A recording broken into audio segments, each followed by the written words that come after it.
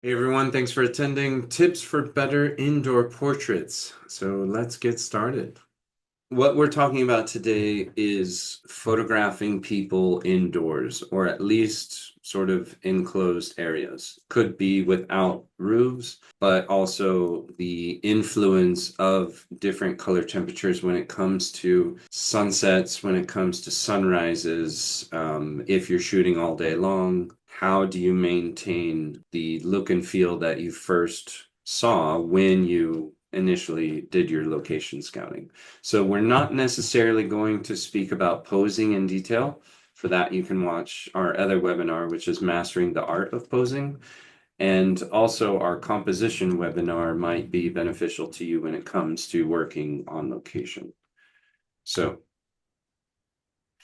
tips for better on-location scouting. So the 6 things that I kind of recommend doing before you even get into the situation where you have a model waiting for you, maybe assistance waiting for you, the sun is setting or the sunrise is going away. How can you plan your shoot the best? So 6 tips, right? So scouting the location. Best practice is to know your location, to study it, to plan your shoot, right? So you have like an aesthetic that you're looking for. And that aesthetic and mood should either complement or contrast with that subject depending on the look and feel that you're going for, right? So, how does that match up with your subject? Pick something that looks interesting, and then also the existing light. What existing light, and that means ambient light, what existing ambient light do you have access to? So not only is it the amount of light that is accessible, whether you're shooting early morning or midday or evening or at night. All of those different scenarios present different amounts of light. Also, the direction of light. How high is the sun in the sky when you're shooting for your ideal shot? Is your ideal shot at 7 a.m. or 5 p.m.? Where is that sun? We know the sun rises and sets in different locations, so there are GPS apps that track the sun, and you can get those apps on your phone and put in those GPS coordinates of your location and then know the direction of the sun and where it's traveling from and to. So those are cool apps if you want to get technical like that. Direction of the sun is also like maybe you have a window, right? So those windows that might overpower your strobes if you're using some auxiliary lights. Those lights might be overpowered by the sun at a certain direction. So just be aware of that. If you need to go back to that location 2 times to double check, maybe you would like a second look, and sometimes that's really good. Take different lenses and really see, and we'll talk about lenses in a sec, but the quality of light as well, right? What kind of quality is in that location? Is it diffused? Is it specular? What kind of light? And also, what are you planning to accompany that quality of light? So if it's really soft, are you going to do some specular light for auxiliary light? All those kinds of things. You can study it and plan your location. So scouting is super important.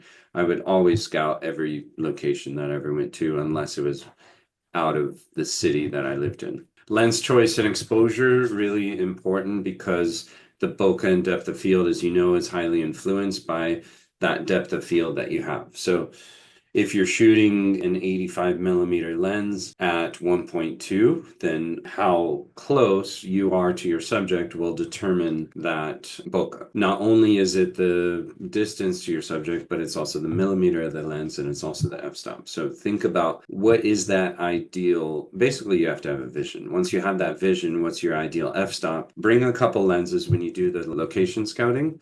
I would say bring the camera that you're going to use and know what that lens looks like when you go there for the actual shoot. Don't just bring your cell phone. That's my personal opinion. If you're in a crunch and you happen to be in the area and all you have is a cell phone, then that's better than not having your, final camera with that real lens. But optimally, if you can strategize, I would say bring your favorite lens, bring a wider lens, bring a telephoto lens, and kind of conceptualize those corners or the big wall or whatever you're using so that you can easily just look back at your photos that you took before you get into that shoot and then say, oh, okay, I used that 35 millimeter at f4, and that's pretty much ballpark where I want to be. So that's a good, practice. So Hamlet scene 3, or to be or not to be, right? To tether or not to tether. I mean, that's the question. Honestly, it's some of you who I know who are on here know that I tether pretty much 100% of the time. And I love tethering, done it for 20 years. Absolutely love it. It's super important. It makes me a better photographer, quite hands down, quite frankly. It does make me a better photographer. Eric, I have a question. Yeah, sure, Paul. Hey. I mean, this couldn't be more timely. Sure. Uh, Saturday, I went out to Living History Farms for their Christmas event and offered to take photographs of the families and children Right. that were coming to see Santa Claus. And what I took with me was my two octaboxes, my two 80 200s, my tripod, my camera. I tethered to my laptop. I took my color checker and I got my white balance looked good and everything. I set the height of the camera about eye level with Santa setting on his bench. What I didn't anticipate was that some of these people were going to be standing. The perspective is wrong. I'm too low. Do you think next time just don't tether so you have more flexibility? Well, Or you I said guess you I guess I say that take the camera off the tripod. Yeah, I'd say that. Yeah, exactly. Yeah, I think tethering is important, or it's at least beneficial if you can use it to your advantage. If it becomes a hindrance, like maybe it's disconnecting, or maybe your cable isn't long enough, or maybe you don't have room to set up your tripod or your laptop, or maybe you can't always glance over at that laptop. Sometimes it's easier to just disconnect that cable. But also the tripod too. I mean, same kind of thing. Like if it becomes cumbersome or if you need to just kind of like have a fast reaction, just be like, all right, this tripod's just getting in my way and this laptop's getting in my way, just untether and remove it from the tripod too. I think like I couldn't give you like a yes, you should always kind of or never answer. I think it depends. And I think it depends on if you can't get the result that you want because of, some sort of, I don't know, if it's a structural interference or something. I think it just And depends. I love tethering because I can look right over, have Yeah. this large image. I can see if there's shadows. I can see if I need to make some, adjustments to my flash Yeah. output. So I really hate not having the camera attached to it. It just it keeps me from screwing up, which I'm prone to do. And I think we're all prone to it. We all, yeah, well, definitely. apparently I'm not a one trial learner. Yeah, so and I think maybe what would have solved the problem for me was a different tripod. I have two. I have one that's much quicker to adjust height on, Mm, just by, and I think I could have used that when they brought in, families that wanted to stand instead of set larger groups. They were going to stand. I could just easily raise my camera level up to yeah. meet them on a better level because that low level just did not work for people standing. Yeah, that's a good point you bring up. Honestly, having like I have like a little sort of grip ball head and I can easily just move things around. I have a different one when shooting products or flowers or something, but the ball head's awesome for moving around. Also one that has the adjustable legs with just a click of a button, basically. and you can move that tripod around.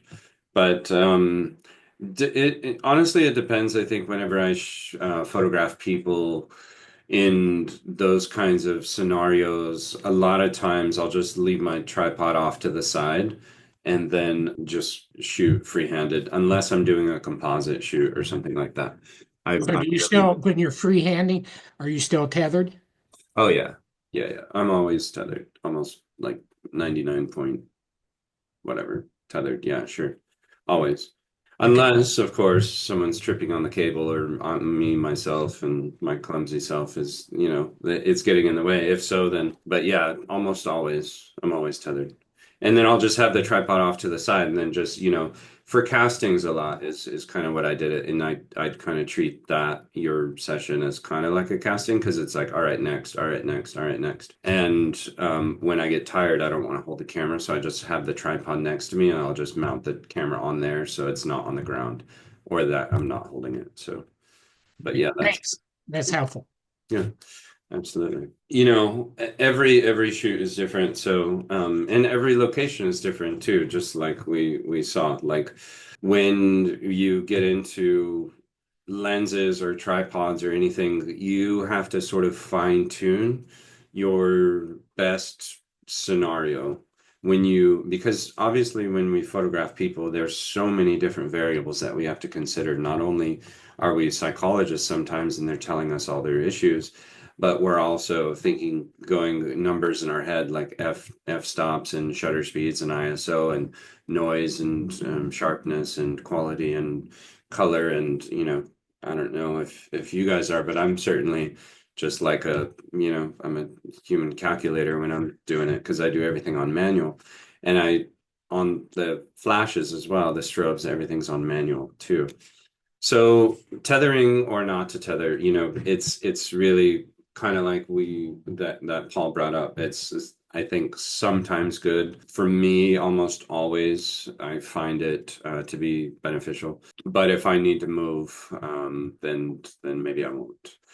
Study your subject's faces and best angles. I think that's important. So if you know who you're photographing beforehand, then it's helpful. Sometimes it's not really the case. Like you can't necessarily see that person, just like in Paul's case, which we just saw. It's this Santa and all these people just coming in and out. But the more you photograph people, the more sort of conclusions you can reach because maybe you have a rounder face or a more square face or more of a triangular face or whatever you have, then you'll start associating with different angles and perspectives of head, like nose up, nose down, 3/4 profile, straight on, shoulders 3/4, all these kinds of things. And then remember back when you photograph someone that had broader shoulders with more of a narrow face or a wider face with more narrow shoulders and more muscular, more slender, all these types of things you can associate in your past history of photographing, hundreds of people if you can't study their face beforehand. But if you can study their face beforehand, if you know them or if you have a Polaroid, quote unquote, Polaroid of them beforehand, then that's a good thing. Then you can start studying their angles and figure out what's their best side, for example. And we talk about that in Mastering the Art of Posing. So refer back to that webinar. So convey something. Number 5, convey something, be intentional with your art direction. So when I look at different locations and you can refer to my website of why I pick certain locations, and go to the conceptual category because there I very selectively pick my everything in the shot, like backgrounds and everything's meticulously. A lot of little details equal something major. That's kind of like what I say when it comes to whether it's retouching or James Cameron Titanic, and he was very meticulous about the dishes in that movie Titanic, about every little minuscule detail just being on point. And so I try to sort of mimic that and try to really think about what am I conveying with my art direction? Or maybe you're working with an art director and how does that sort of play into this whole location, right? In this whole shoot. So the colors, how do your colors influence? What's the wardrobe? How does it influence the background? How does the background influence the wardrobe? And how both of those combine to actually speak to each other and say something, right? So where to place the accent colors and why. So just think about these are sort of my go-to tips of like when I'm on location, these are the main things that I think about. Okay. So how to evoke a mood. Now we have four different things and a bunch of variables, right? So location are models, which are subjects. Sometimes they're actually models. Our camera and our lighting, right? So if we just take location, for example, let's talk about our background, our foreground, our color, and the props, right? So again, how does that foreground and background play against each other? And what are the colors within that location? And can we add some props? Are there inherent props in there? Let's say the buildings on the left bottom example, the buildings are maybe the background, but they're also part of the color and it's part of the props. And you have these jagged things. Can you play with that shape? Maybe it's the balcony or this bridge right down below. Can you add to that in there? Right? Models, how are they interacting or what is their action? So if you have more than one person, how are those people interacting with each other? And if you're only photographing one person or two people, what are their actions? So think about how you're evoking a mood with that action. Also, the wardrobe plays in, like maybe this is, a bride, it's sort of pre-ceremony, bride getting ready. These are the bridesmaids, so the wardrobe, the makeup, and the hair, how do they influence to create a mood? Is it dramatic? Is it soft? Is it subtle? What's happening there? And their champagne glasses is good use of props in that example. Camera, so shutter speed, perspective, lens, bokeh, and crop. So what's your crop? How does your shutter speed influence your image? How does your bokeh influence your image? Right? In that bottom example on the third one from the left, you can see a pretty heavy bokeh, right? So something is very close to the lens, and then you have her reflection. So the back of her head is out of focus, and you're focusing on the mirror and capturing a moment in this sort of bride getting ready. So shutter speed controls the ambient light and f-stop controls the flash, right? We know this to be true. So if you have lower ceilings, and we'll talk about ceilings in a sec. If you have lower ceilings, think about, can you bounce a speed light off the ceiling to sort of like add to the ambient light? So it's not really directional light. It's just as if there was a light on top and adding to that. Maybe there's a window to her left and that light is coming in. And then what's your perspective on that? And what's her perspective to you? Right? How does that contribute to the mood? Think about all these things. So the lighting, just like we talked about a moment ago. Also the color balance. If you are photographing something or someone in an area, like whether it's this dress hanging there, let's take that for example, color balance, right? So you have a color balance outside, right? 5500, that's daylight. Some people say 5300. I say 5500 because that's what I was taught. That's what we were taught at Brooks and film back in the days of film in the 90s. 5500 was what film was rated, and that's the color balance of flashes as well. So your strobes and daylight at 12 noon, no clouds, should be identical. But on a cloudy day, it's going to be off. Incandescent light or in fluorescent light, you're going to have a different color balance too. So how do you combine those? Are you planning on doing those in post? What influence does the ambient have versus the auxiliary light, which are your strobes or your speed light? How does the cloudy day compare? What percentage of cloudiness to your strobe light? How does that percentage make up that color temperature within your shot? And you can regulate that with your shutter speed and your f-stop, your aperture, right? So, and then what's the quality of light? Is it soft? Is it hard, specular, directional, that kind of thing? You're evoking a mood. So think about these things because you can recreate it, but a lot of this kind of stuff is already existing in the location, hence maybe why you picked that location. So lighting the environment, and I talked about a bit of ceilings in these two examples, right? You have a chef, very kind of just, this is my kitchen, very dark image, but well lit. And then here's like some sort of gymnasium or big fluorescent light. Can you bounce off the ceiling? Probably you need, fairly powerful light to hit that maybe 20-foot ceiling. But when you're in a kitchen, you have very low ceilings. So think about lighting the environment. So things to consider. Surfaces, right? Stainless steel is pretty much gray. So you're not going, if you bounce a light off stainless steel, you're going to get a neutral light back. If you're bouncing a light off a brick wall, that red from the brick might heavily influence your color balance. So what's the color, what's the texture, and what's the density? Density meaning is it white or black or gray or light gray or dark gray of your surface, your walls, of your ceiling, of your floor. Every surface will influence the light and the color. Remember that. Dark surfaces absorb more light and light surfaces refract more light. So it bounces off. Eric, I have another question. Yeah, go ahead, Paul.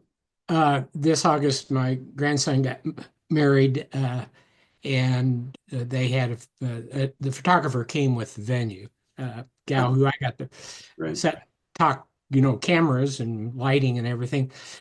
What she did for the reception was to take her, she actually was using an AD200 and had a diffuser on the end of it. She had an incredibly long flash stand that she put that on, and then she raised it almost, this was a high ceiling in the hall where the reception was being held.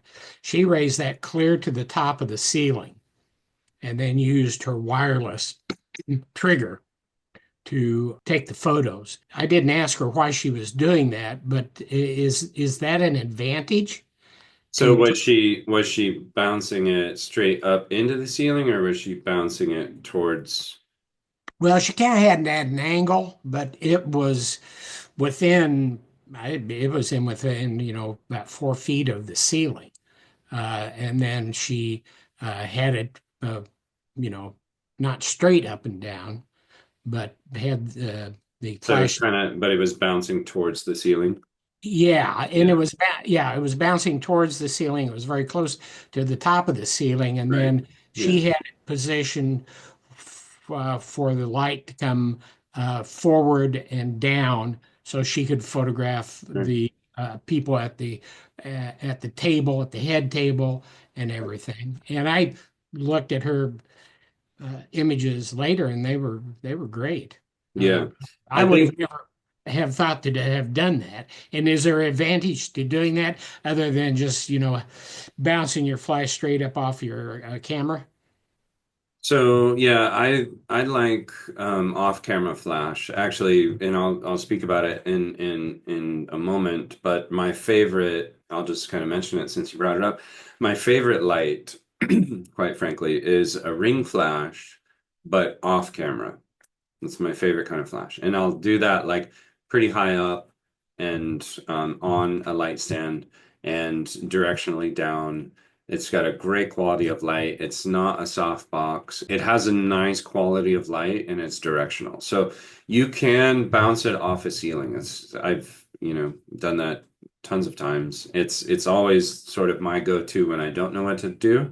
Not saying that that was her go-to, but I'm saying like if you need some extra light, but it's maybe too directional, then one really good thing to do is to bounce some light off the ceiling because you'll just basically it in a sense it acts as like ambient light. So it's going to be so soft, it's going to fill, but it's going to be controlled with your aperture. Won't be controlled with your shutter speed, but you can increase that power and decrease that power accordingly, whether it's pointing down or whether it's pointing up at the ceiling, it's still far away. So if you move, 3 feet over with your camera to get the shot, your light's going to stay the same. So if your exposure is, f8 and 1/250th at ISO 100, let's say, then it doesn't matter as long as your subjects are in the spot where you know that light is good. Then the advantage of having that light on a light stand and not on the camera is that you can move around and your exposure won't change. So I like that option. I think it's a good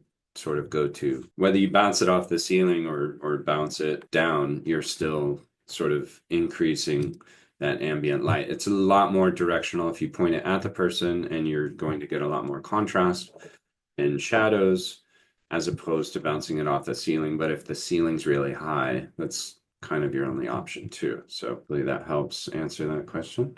All right, so ceiling height, right? We talked about surfaces. We talked about a little bit of ceiling height right there. And then just to further that thought, it's depending on where you want your light and what modifier you have on your light. Because if you have a snoot on your light and you're trying to bounce it off the ceiling, then it's going to be a lot different than if you had like a beauty dish or a softbox bouncing off the ceiling. So one's going to be a lot more directional, one's less, and the quality of light's going to change. Just think about why you're bouncing it off the ceiling, sorry. Windows. So like we mentioned in the beginning, if you have the sun setting, that time of day will change the amount that the window light might influence your exposure. So think about that when you're location scouting. Does it have any windows? If you've only seen it once, does the sun go through the windows at some point? Do you want those shadows? Are you looking for those shadows? If you are, then study those shadows and just know that there might be, or find some curtains or something. But if you want those shadows, then strategize accordingly. The composition factor when it comes to windows, are they important? And we're going to talk about that in a sec of what's important in your shot. So think about compositionally how those windows will meet up. Kind of in the shot or in the slide beforehand of the wedding dress in that window, maybe that's the shot. So that's going to heavily influence your composition. And then again, that color temperature difference, are you going to fix it in post? So if you're shooting in a fluorescent room and you have strobes, but maybe you have a window and it's sunset outside, you have 3 different color temperatures that you have to sort out. Are you going to fix it in post? How are you going to do that? Something to think about. Using elements. So I got these 3 examples off to the right. You can check these out. So this cute girl with, doing some sort of yoga pose and some sort of mechanic looking person over there, and then kind of a conceptual shot of maybe he's dreaming about, being Michael Jordan or something. And so using these elements, so is it in the frame? Does it matter if it's not there, right? What's the value of that thing if it's not in your shot, right? So what's the value of the ceiling, the floor, the background, whether it's inside or outside? Can you see outside if you're inside? What's the value of seeing if you're outside and then you want to see inside? What's the value of having that in your shot? The shadow, the subject, and the object. So how these relationships of subject to object to environment, how they relate to each other is that's really important when it comes down to the value of putting things in. So I'd have to admit that I'm more of a minimalist than I am maybe someone who likes a lot of elements. I want very specific things in very specific areas for very specific reasons. And if the shot's just about clutter, then maybe that's the shot. But if I'm going to place something or buy something or have something in the shot, I want it to be purposeful. So what's the value if I took it out? Can I remove that yoga ball in the back? I think this, metal door, I think that's important. Is it crucial? I'd like to see without, but it does add a different element to, he's got a small shop and he's a hard worker. Or, maybe the iPad over here, or maybe the fact that he's wearing shoes, or maybe the fact that the bed's unmade. I mean, all these different variables play into creating that mood and just really telling the story here. So the relationship of all these things, how they relate is important. Using elements, and we carry on. So how much should I crop? What should you crop? Let's think about that. What is your client's format? So the format to these shoots might be dictated by your client, but it might also be a personal shoot for your portfolio. So how does that influence your shot, right? Is it going to be square? Is it going to be 9:16? What's the ratio of your shot? And then strategize accordingly. That's why tethering is so key for me, because I can literally just crop right in there. I can select 9:16 and capture one, and I have my crop, and then I could move my camera or change my lens or whatever I want. So cropping objects, remember, like if you crop, let's say, for example, this middle photo here. So cropping out, do we need to see the top of this parasol? Not really. Do we need to see his legs? Maybe not. Do we need to see the bottom of the ball? Maybe not. And then the photo over here on the right hand side, do we need to see all the curtain, all the bed, all this other area, maybe a lamp, all this kind of thing, right? Think about those elements, what's necessary, and just like that value, if you don't need it, then crop it out. So lens choices. Again, this is bokeh and background. So what's your vision? Think about that. So in the photo on the right-hand side, I think this is probably, we could all agree, it's probably not a 200 millimeter lens. It's probably more on the wider sides because they want to get that entire background, because she has this, I don't know what that's called, but they want that entire sort of circular motion to happen, and they want to show that space that she's in. Now, when we talk about how much background, that's all relative to kind of what your vision is. And just like in the previous photos, how that kind of got cropped, whether it's the girl jumping on the bed or the athlete sort of stretching on the ground with the water bottle, or maybe the, rock climber, how much background is really necessary. So the millimeter of the lens matters, and also that's going to influence your bokeh. And I say, what's the tipping point? The tipping point meaning, when do you have too much background, or when do you have too much bokeh, or when do you have too little bokeh or too little background? Like, where is that tipping point? Where's that perfect spot? So when it comes to, maybe if I held my Wacom pen here close, or I back up further away, if I'm focusing on that pen, if I'm at 2.8, my face is going to be out of focus. Imagine this is a sparkler, just like in that left photo.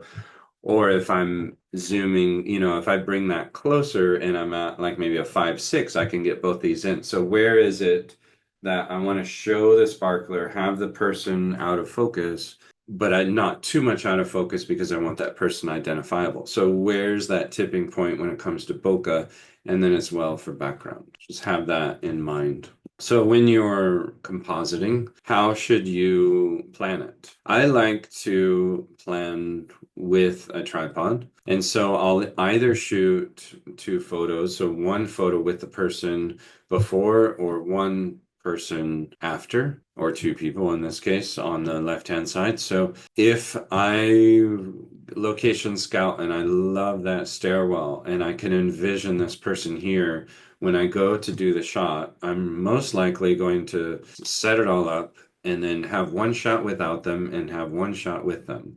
And same with the boxer. One shot with him, one shot after. Now, sometimes it's best to have that shot without them, either before or after them. I've done both. Both in different cases are better or worse. It depends. So permits and permission. Do you need a permit to set up a tripod? Every city is different. I know in certain countries and certain cities in Europe, you're definitely needing a permit to put a tripod down. If you go inside a building, just make sure you have permission to take those shots and that kind of thing. Also, if you're tethering, you're going to need a laptop, stand and some software to run it. That takes time, that takes more space, that's even more production. And then think about that lighting when you composite a shot. What does that look like with and without people? Can you shoot the person in the studio, like maybe the boxer, and then go into the boxing gym and then just take a shot with no one in it and just paste him in there? Maybe.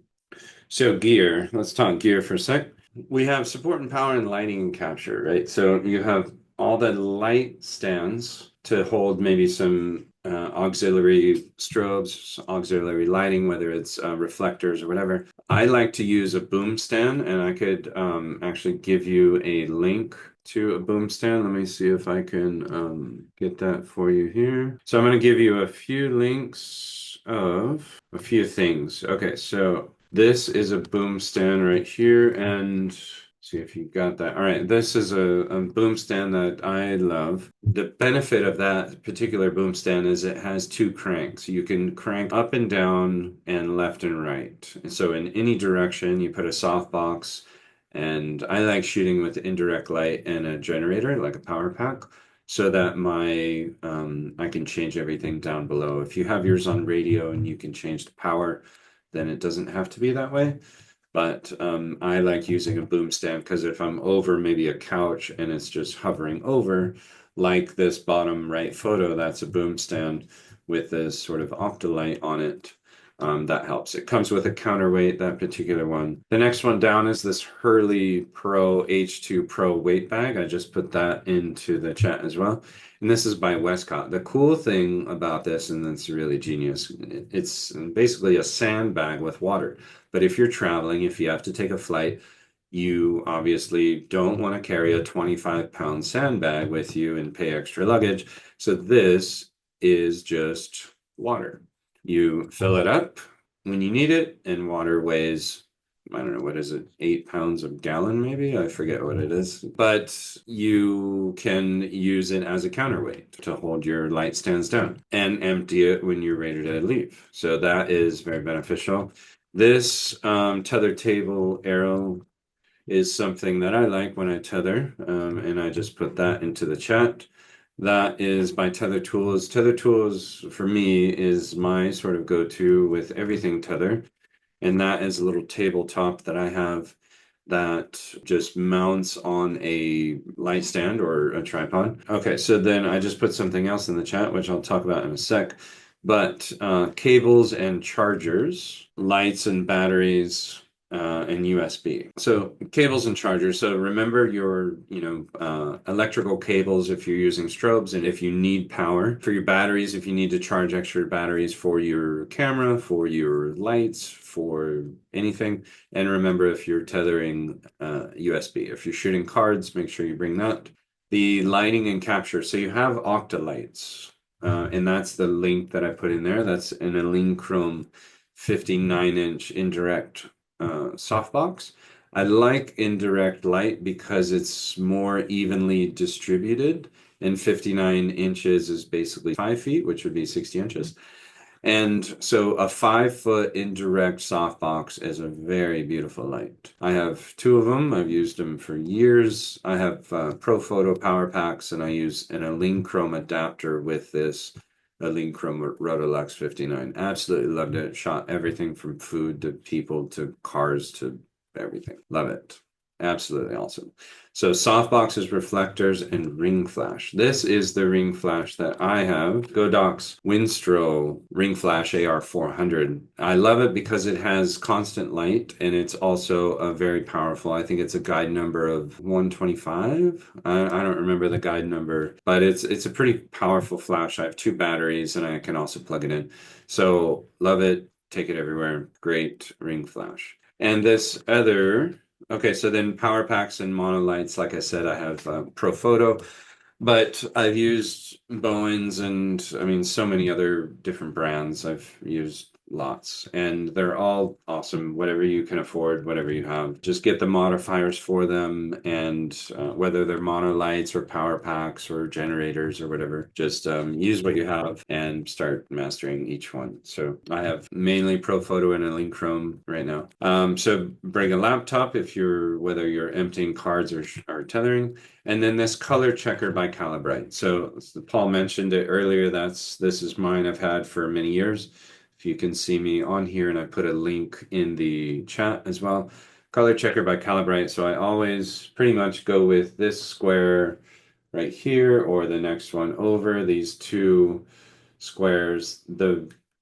This corner says they have the most amount of information on it, but sometimes I revert over to the next one over. So we can talk in depth about color and density and the digital zone system and all kinds of stuff at a later date, or set up for a coaching session. We can certainly get into all things color, but that is sort of my gear that I would bring with me.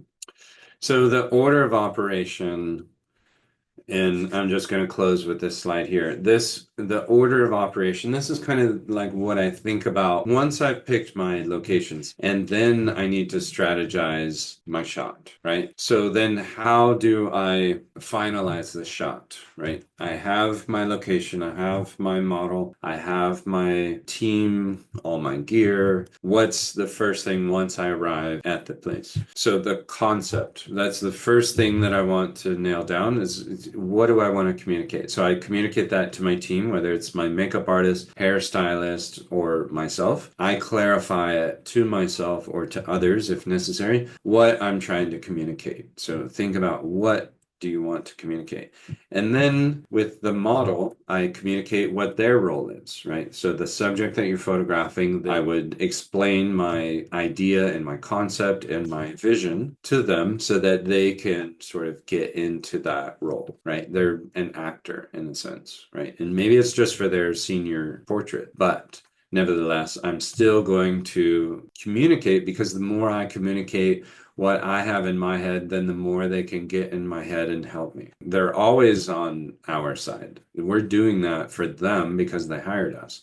So if you have a specific vision, help them see what you see by using your words and talking to them. Some people understand photography a lot better than others, and some people don't really want to talk, but I found it to be true. The more that I'm authentic and real and honest and sort of forward focused, then they will reciprocate. So remember, how do they interact with the background? So step one, I think about the concept. Step two is what's the model's role? Step three, what's the format or composition?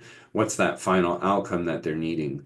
In the top shot, it's this funny living room, and maybe all those elements are strategically placed. Maybe that's literally his living room, doubt it, but let's say it is. And or maybe you encounter this location on the bottom right and you're like, I love it, but it needs a crop, right? You have that, it looks like a basketball hoop or something in the background. Maybe you could isolate that, do a snoot or something, and focus some light over there. Let's watch the sunset. Let's watch the sunrise. How can I use that ambient light to my advantage? Make something really dramatic in a really cool, interesting area. But what ultimately is the outcome? What's that final format? What do they need it for? Right? Is it an album? Is it a print? What is it? Right? And then the lens choice. So then think about, okay, I have my composition. Now, what lens do I need? Now, on the bottom right-hand side, you can say to yourself, okay, well, I have, however many square feet that is, and that's huge. I could use a 200 millimeter lens. I could use a 500 millimeter lens, but what's the bokeh? What's the depth of field, and how much background do I want? How far is my subject from the background, and how far am I from the subject? And what's my f-stop? So what's my lens, what's my f-stop, and what's the distance between my subject, and what's the distance from the subject to the background? All of those things, that's what I would determine at that stage. And then the lighting at the very end is like, okay, I'm going to set up that lighting. So I'm not going to bring in, step 5 before step 1. I'm not going to bring step 5 before I know my composition. I'm not going to bring step five even before my lens choice. If I'm shooting 10 strobes or two strobes, I don't want to move those strobes around until I have my concept figured out, what my model's doing, where they're going, what my composition format is, and what my lens choice is. And then I could start setting up my lights so I don't have to really move them too much, right? So think about those color temperatures when it comes to figuring out the combination or the influence of maybe a fluorescent light to an incandescent, or a sunset to a strobe, or this kind of thing. Like, how does that influence? What are the main lights? What's that color temperature of those main lights? What's the color temperature of the fill lights? Maybe you have a whole bunch of different ones, but once you get your exposure dialed in, whatever that quality of light is happening that you love, then that's when I would bring in my color checker and get my color balance at the very end, right before I shoot my model. So that is how I would take on an on-location shoot. So that is, in a nutshell, tips for better indoor portraits. Oh, one more. Explain the indirect lighting with the Octabox. I shoot through diffusers. These Octaboxes I have from Godox, they have two diffusers in them, the very front panel, and then there's a second one in there. If I saw that photo correctly, it looked like that the flash was firing into the reflector. Uh, Right. does that give you a better, softer light than what I'm using? It will give you a light that is more evenly dispersed. So when it goes into that round surface, it basically is just all sort of pushed out and around. Like, say you're photographing like the sign behind me right there, right? If I went to all four quarters of that sign and took my meter and took a measurement, by using that light, I would most likely get an even disbursement of light on every corner. So 59 inches, pretty large. They even have larger ones. But when I would copy a lot of artwork, so some big paintings, and I would put two of those octalights 45 degrees angled in at each other at the wall, and all my light was evenly dispersed. There's no way, if I just use a softbox with direct light, could I ever get that light so evenly dispersed so easily. It changes a little bit the quality, the contrast, but it the main thing that I like is that there's no hot spot inside that softbox. It's evenly dispersed. And inside it, I believe, is the it's silver. And there's also this translucent material that you can take on or off. So there's two layers. There's one layer inside it, and then there's another layer on the outside. Any other questions? So there's a question in the chat. What is the minimum lighting to use? As in the maybe minimum number of strobes? I would say, and if that's what you're referring to, just clarify, but I could start talking about that. The minimum number, I would say, is none.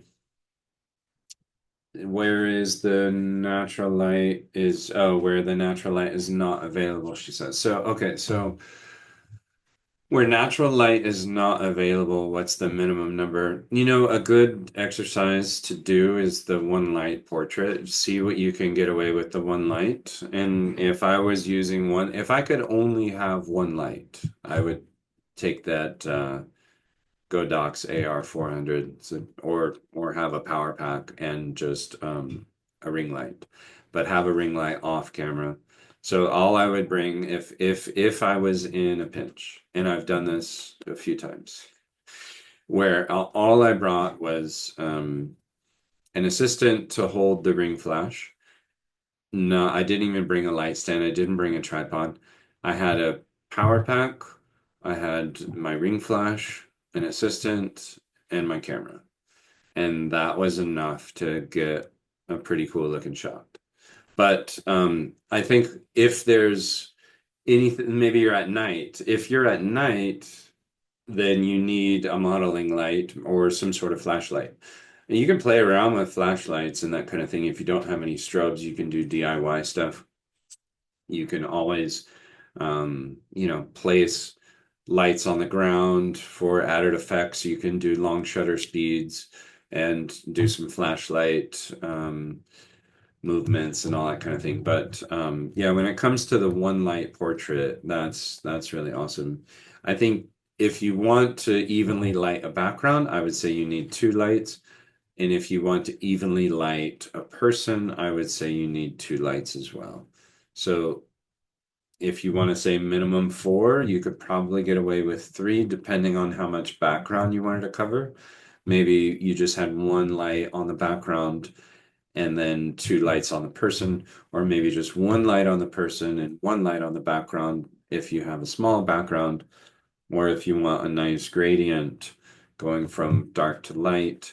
But it also depends on your modifier. So if you have a 59-inch Octalight, you can cover a lot of surface area.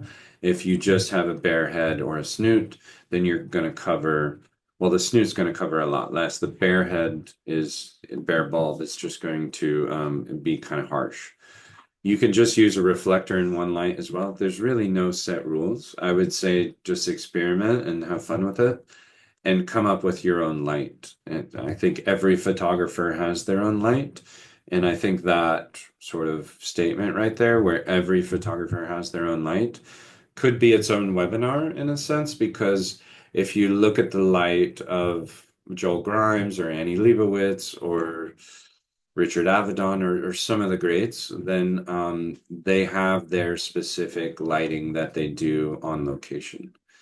And um, so I think it's the more you experiment is the more you can really fine tune what you like. And I think that's the important thing. Like what do you like and why? So I've lit things with 15 strobes and I've lit things with one strobe. And I don't think one's better than the other. So I would just say have fun with it and enjoy the process. Any other questions or comments? If you'd like to have a one-on-one with me, just feel free to sign up for coaching, mckennapro.com/coaching. Happy to help you out. And also, if you're not subscribed to our YouTube channel, please go ahead and do so.